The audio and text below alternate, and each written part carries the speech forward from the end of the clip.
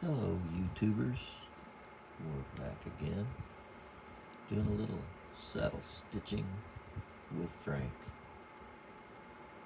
So I wanted to come and do a little bit of saddle stitching with you folks, and just to show you how I do mine. There's different kinds of saddle stitching, different techniques, I should say, and I've watched quite a few of a couple of my favorite mentors and watched how they do it, and watched some other very professional uh, leather workers and watched how they did their saddle stitching, and I just kind of came up with my own. Uh, and that's really kind of what you got to do on the saddle stitching. There's some good techniques, and but there's no necessarily right or wrong way. It's what you want on the outcome, how you want it to look, and so that's what I'm going to show you today. What I came up with mine, what I think is the easiest, at least for me. And so you might try it and see how it works for you. So, we started with a piece. I've already punched my holes from here to here. And so you measure it by taking your thread and measuring it once, twice,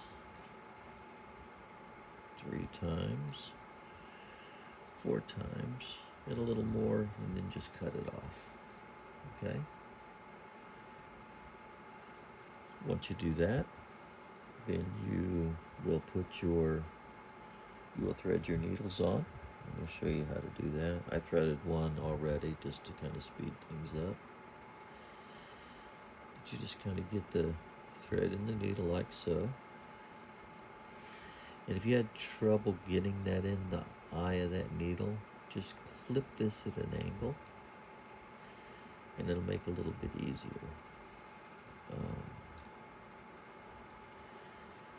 Then you pull it out through the needle, maybe a couple inches. You come back through and pierce the center of the thread. And get close to the center of the thread as you can, because you're going to be using that and pulling it all the way through. Okay? And you want to pull it all the way up. Pull this out a little bit, and then just take this piece and just pull it up till it snugs, and then give it a nice little, and then you're nice and snug, and there's your needle and thread threaded. From there, as we start, you always start with a back stitch because you end with a back stitch, and you always want to make your stitching look even. So for instance, we're going to stitch from here to here, so we're going to want a back stitch here and a back stitch here. It really doesn't matter where we start, but for today we're going to start here, and you can see we've got a hole here. You want to always put a hole in front of your leather card pocket to hold it down and in. So we want to come back 1, 2, come through. We want to level these up so that they're even. Okay? Once they're even, then you want to, I always put this first needle in, because back in the day you used to have an awl, and you would take that awl in one hand, this hand, or if you were left-handed or right-handed, and you would pierce the leather, and then you would follow it back through with your other hand. And then of course, after you pierce it, followed it back through, you'd have your needle in this hand, so you would cup and palm the um, awl, and then you would take your needle, come on the back side, and then you would just come through, pull through, turn, come in the middle between the two, pull through, and tighten it up. And there's your first run. And so we'd do the second one the same way. We'd put our awl in, come through, follow it back through, change hands, have our needle in our hand now, come on the back side, turn, come in between the two threads, pull, tighten. And there's your first two stitches. And now we go for our back stitch. So that's how you start with the back stitch. You go up two, and then you start back stitching, and we'll come back this way and end with a back stitch, as I'll demonstrate. So same thing, it's all repetitious. Sometimes if it's a little hard to pull through that hole, you can use your other hand, or I'm going to show you another technique to use. If you don't want to use your other hand, you can also use a what I call toothless set of pliers. Okay, so if it's hard to pull through, well, that one wasn't, but if it gets hard to pull through, let's say that you're trying to pull this through and you can't get it to pull through, you would take your pliers, okay, and you can see that they have no teeth on them, and just grab your needle and pop it through, and then that would get your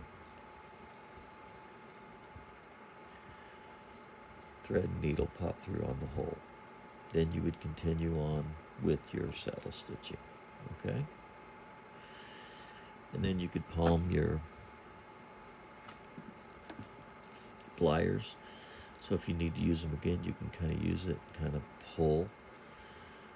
And then you can use these in your same hand. So we would pull, grab, turn. So we're kind of doing the same thing with our pliers as what we would be doing with our awl, punching the hole, except for this, we're just grabbing it and pulling through, okay? But basically the same technique. We're using one hand to do two functions. So turn, come back through.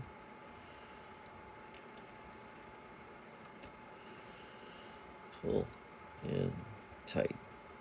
And you can see that works. That works pretty well. And then we would just continue on through our entire piece.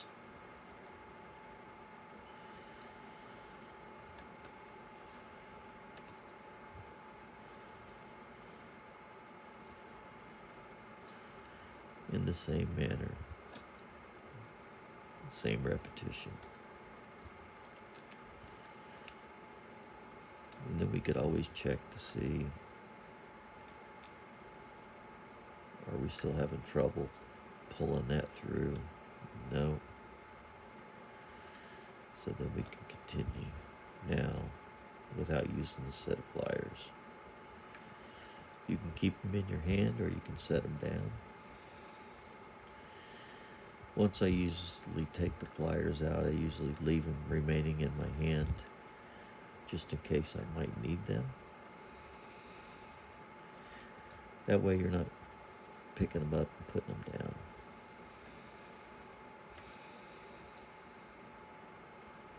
And you got to get used to it. And sometimes when you're just starting to learn how to do this, sometimes it may be use or worthwhile to put the pliers in your hand and kind of get used to holding them and your needle as well, and maybe even using them so that you kind of get the hang of it.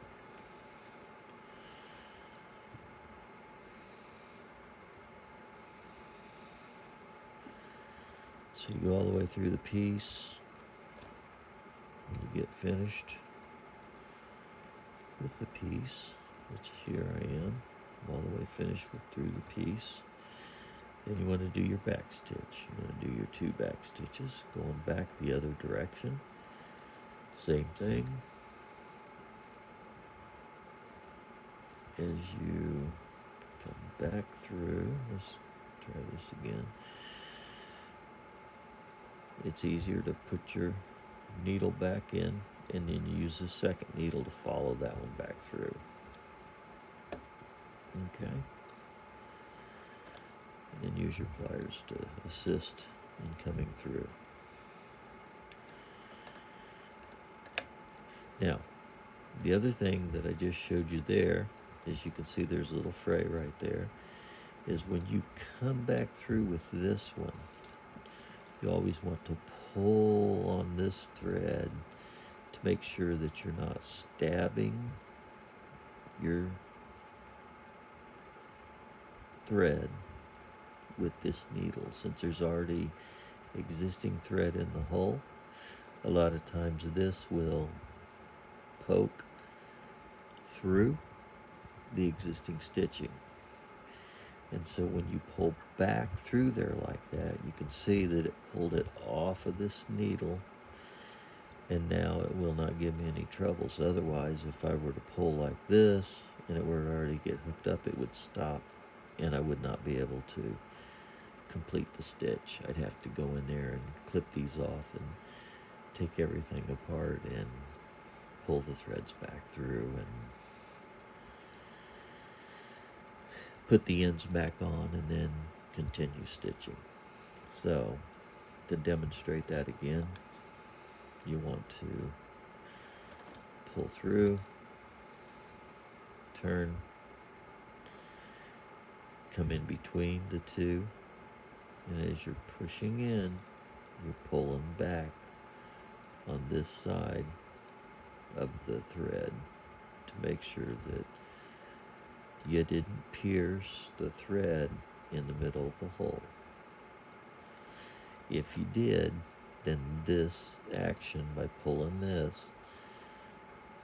will pull it off of your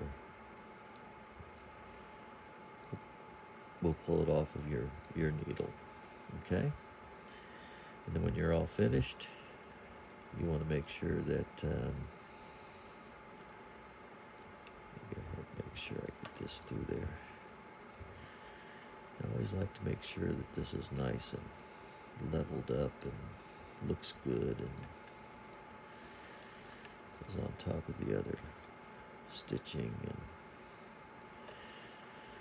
you always want to finish your stitching on the back side of where you're going to clip it off, where it's not going to be seen, right? So pop it through like that. And pull that nice and tight. And now our thread is on the back side, so on the non-pretty side, right? This is the grain side. This is the side you don't want to mess anything up on if you can help it. And this is the flesh side. The flesh side, that's going to be the inside of the wallet. Most people are not going to see that. So if you got to clip something off or you got to burn something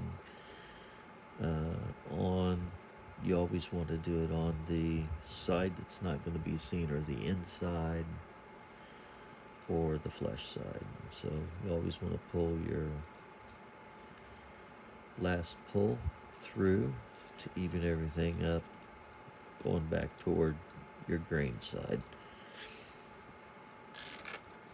I'm sorry, your flesh side, away from your grain side.